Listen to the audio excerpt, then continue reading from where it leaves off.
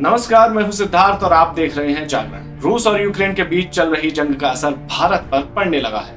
भारत के सबसे बड़े सरकारी बैंक एसबीआई की इकोनॉमिक विंग ने अपनी रिपोर्ट में बताया कि रूस के यूक्रेन पर हमले के बाद कच्चे तेल के दाम अंतरराष्ट्रीय बाजार में $105 प्रति बैरल तक जा पहुंचे हैं।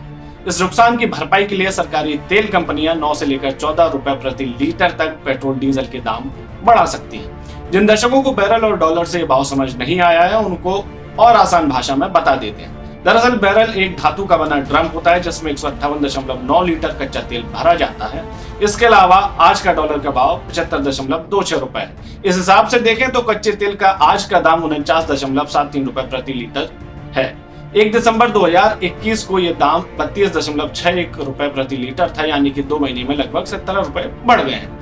एसबीआई ने अपनी रिपोर्ट में कहा कि कच्चे तेल के दामों में उछाल के चलते फाइनेंशियल ईयर 2022-23 में सरकार के खजाने पर 1 ट्रिलियन यानी कि 1 खरब रुपए का अतिरिक्त बोझ पड़ सकता है।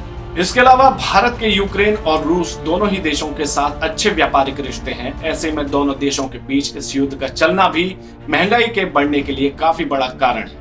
बता दें कि भारत यूक्रेन से खाने का तेल, खाद और न्यूक्लियर रिएक्टर जैसी चीजें खरीदता है और रूस से पेट्रोलियम के साथ बड़े अमाउंट में हथियार और सैन्य सामग्री खरीदता है।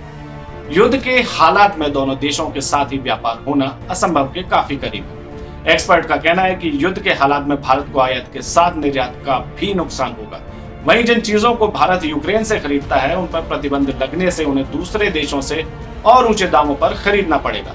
साथ ही कच्चे तेल का भाव बढ़ने से आयात का खर्चा बढ़ेगा और घरेलू स्तर पर महंगाई भी बढ़ेगी।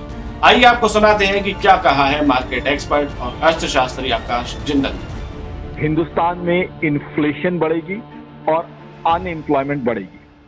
क्रूड ऑयल, रशिया एक बहुत बड़ा प्रोड्यूसर है, एक्सपोर्टर है।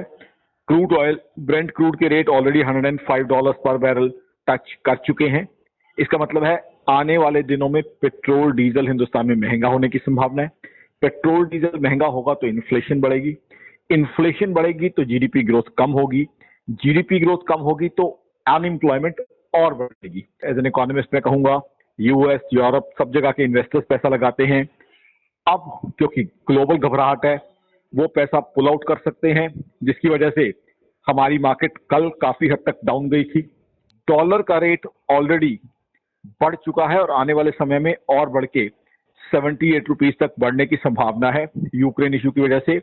और डॉलर बढ़ेगा तो उसके चलते हुए क्रूड ऑयल और महंगा होगा और विदेशों में जो हमारे बच्चे पढ़ रहे हैं उनके लिए पैसे जब हम भेजेंगे तो उनकी पढ़ाई और ज्यादा कॉस्टली हो जाएगी। कोरोना के कारण जो रिसेशन हुई थी उससे इंडिया की इकोनॉमी अभी उभरना शुरू हुई ही थी कि ऐसे में ये अनफॉर्चुनेट कॉन्फ्लिक्ट आ गया जिससे इंडिया की इकोनॉमी को काफी फर्क पड़ सकता है।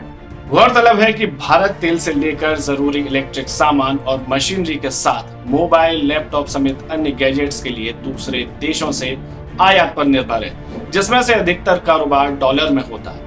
युद्ध के हालातों में अगर रुपए में इसी तरह की गिरावट जारी रही तो देश में आयात और महंगा हो जाएगा, मतलब मोबाइल और अन्य गैजेट्स पर भी महंगाई बढ़ेगी। इसीलिए बूढ़े बुजुर्ग लोग कहा करते हैं कि झगड़े से किसी का फायदा नहीं होता है।